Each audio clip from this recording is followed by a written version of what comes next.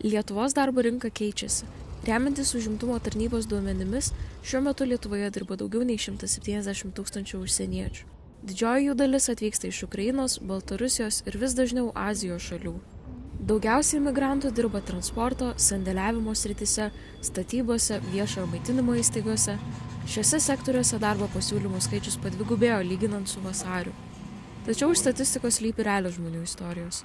Ilgos darbo valandos ir bandymas įsitvirtinti naujoje šalyje. Daugiau kaip 2 metus lietuviškoje virtuvėje dirbantis Maksatas sako, kad Lietuvą pasirinko ne tik dėl didesnės algos, bet ir siekiant pažinti Europą.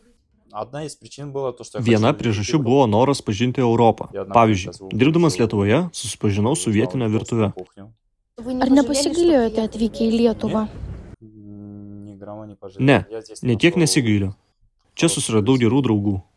Užmezgiau naujų pažinčių. Taip, galima pasakyti, kad atvykęs čia kažko netekau, bet sąmoningai. Palikęs viską savo gimtinėje, čia pradedu naują gyvenimo etapą. Atvykus į Lietuvą Maksatui teko susidurti su sunkumais, tačiau prie jų pristaikyti jam buvo lengva. Viskas daug paprasčiau, nei tikėjausi. Maniau, kad bus sudėtinga prisitaikyti dėl vietinės kalbos nemokėjimo ir naujos aplinkos, kad jausiuosi nekomfortiškai, bet taip nenutiko. Ar planuojate mokintis lietuvių kalbos? Po truputį. Tai galėtumėme kalbėti lietuviškai su jumis. Dabar tik darbo žodžiais. Turiu kalbos barjerą. Su anglų lietuvių kalbomis man sudėtinga. Šiuo metu darbo reikalais mokausi anglų kalbos, tačiau sekasi sunkiai.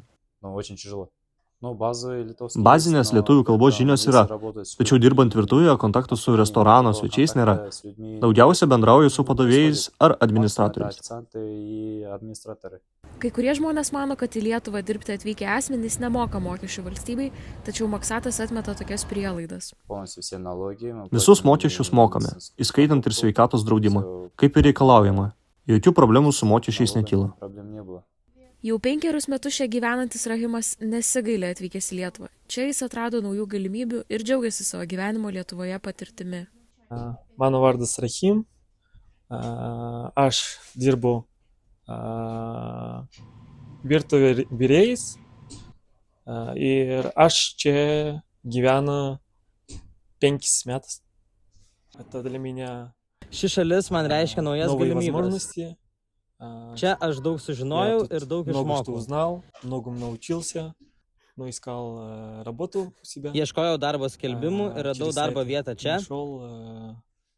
Reikėjo mėsininkų, todėl ir atvykau.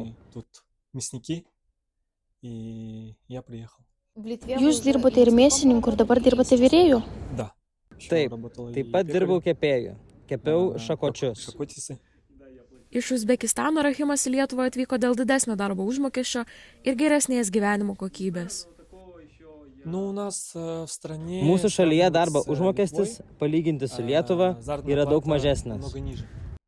Su lietuvių kalba sekasi gerai. Per 5 metus išmokau kalbėti ir suprasti. Kalbu pakankamai laisvai, o suprantu dar geriau. Dirbdami Lietuvoje migrantai dažnai susiduria ne tik su darbo iššūkiais ir kalbos barjeru, bet ir skirtingų visuomenės požiūrių. Kaip Jūs vertinate didėjantį migrantų skaičių Lietuvoje?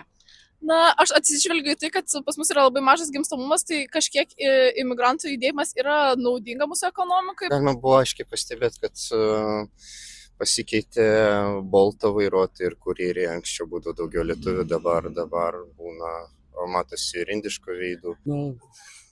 Nelabai gerai, žiūrint, kokie tai emigrantai. Jeigu jie stengiasi įvaldyti dar šiek tiek tą lietuvių kalbą, kurią skaitau, reikėjo jau 500 metų pradėti visus mokyti.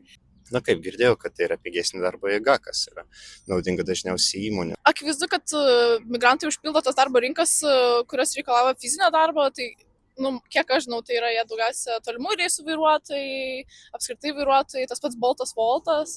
Ekspertai pabrėžia, kad dėl mažėjančio gyventojų skaičiaus ir augančios ekonomikos Lietuvai vis labiau reikia papildomos darbo jėgos.